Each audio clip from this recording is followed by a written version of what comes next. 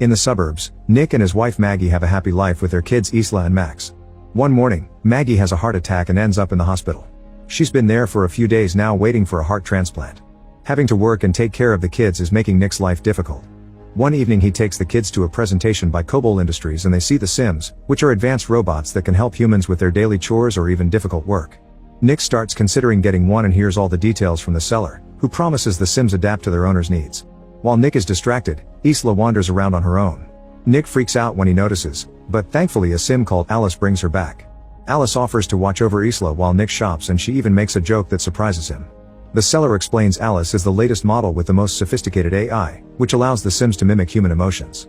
This makes them especially good with children and Isla wants her. The next morning, Nick is struggling with feeding the kids and dealing with an important call from work.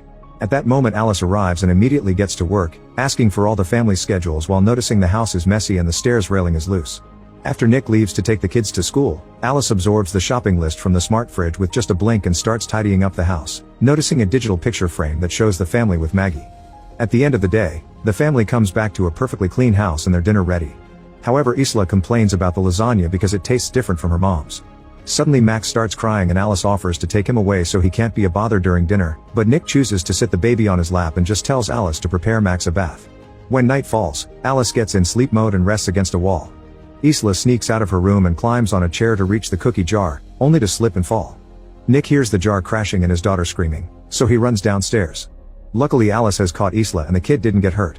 The glass did hurt Alice, and Nick is shocked to see her bleed. After putting Isla to bed, Nick checks on Alice and finds her in her underwear. He asks if she needs a repair shop, but Alice has used a special bandage that instantly closed the cut.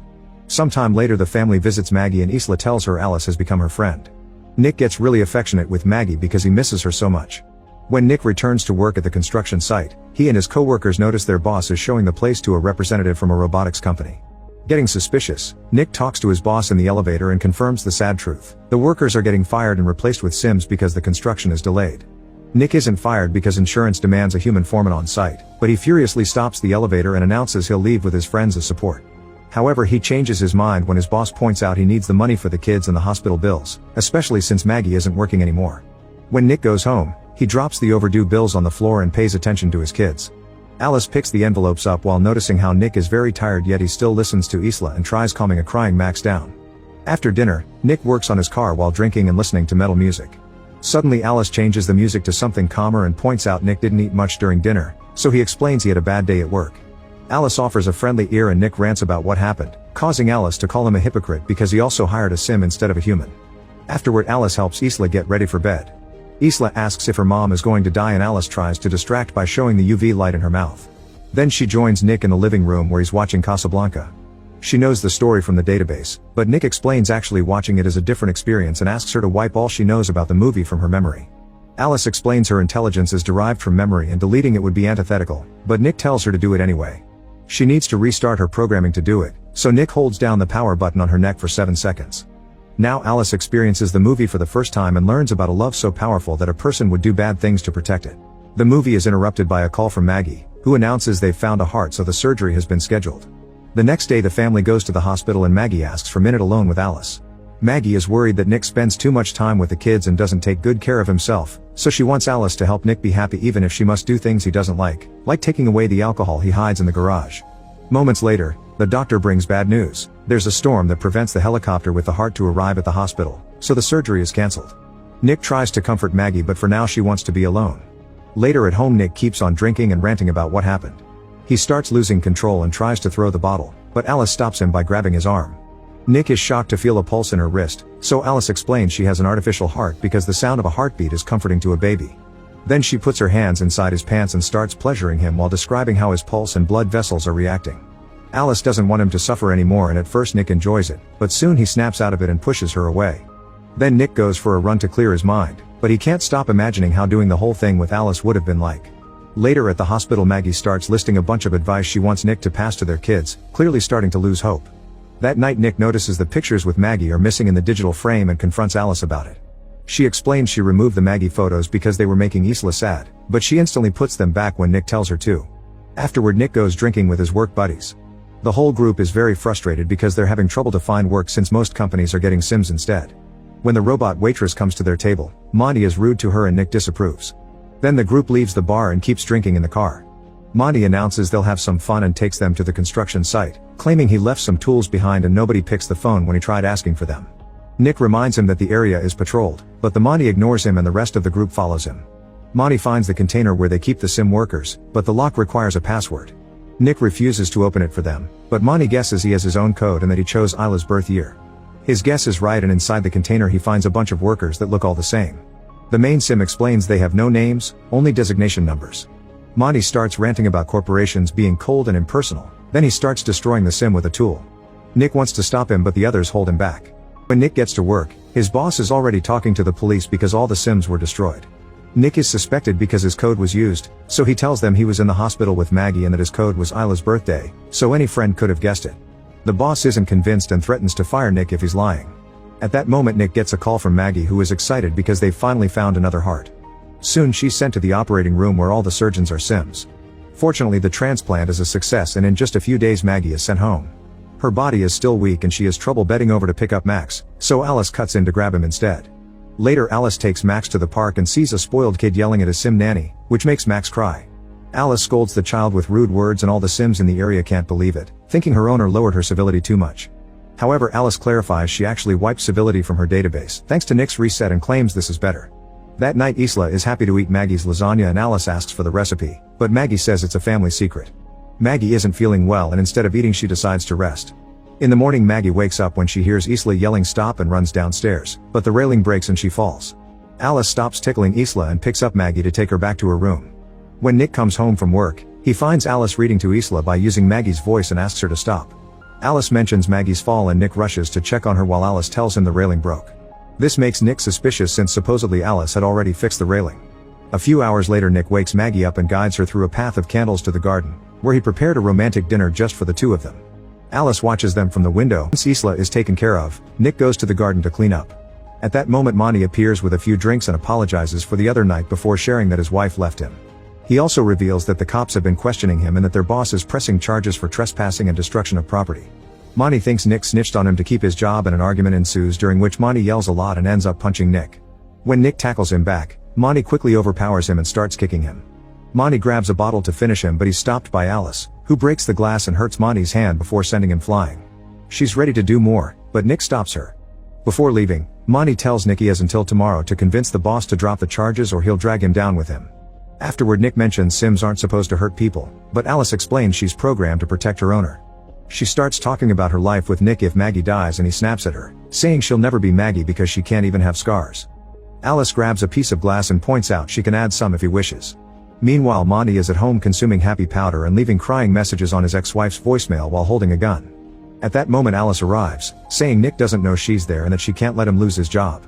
Monty starts ranting about sims and insulting her, getting ready to shoot her. However, Alice is faster and stops his hand before throwing him on the ground and kicking the gun away. When Monty tries fighting back, Alice pushes him through the wall and grabs the gun to kill him. Suddenly she's stopped by the house sim, who Alice feels pity for but still gets shot. Then Alice kills Monty too. The next day Nick goes to work and tries to convince his boss to drop the charges, only to learn Monty is dead. At home Maggie gets dizzy when she tries picking up a book and Alice does it for her. Maggie wants to take a bath in peace but Alice refuses to leave because she's worried Maggie may drown. She explains Maggie is putting stress on the whole family, especially since she can't meet Nick's physical needs. When Maggie asks how she knows that, Alice tells her she knows what Nick's vitals are like when he's satisfied and her sensors haven't picked it up since Maggie returned. Furious, Maggie sends Alice to stay in the garage. Moments later Nick comes home and Maggie is waiting for him to force him to say the truth. Nick admits he did it with Alice once and an argument ensues with lots of yelling, which Alice overhears by touching the window. Max starts crying and Alice goes to check on him, deciding he's a burden.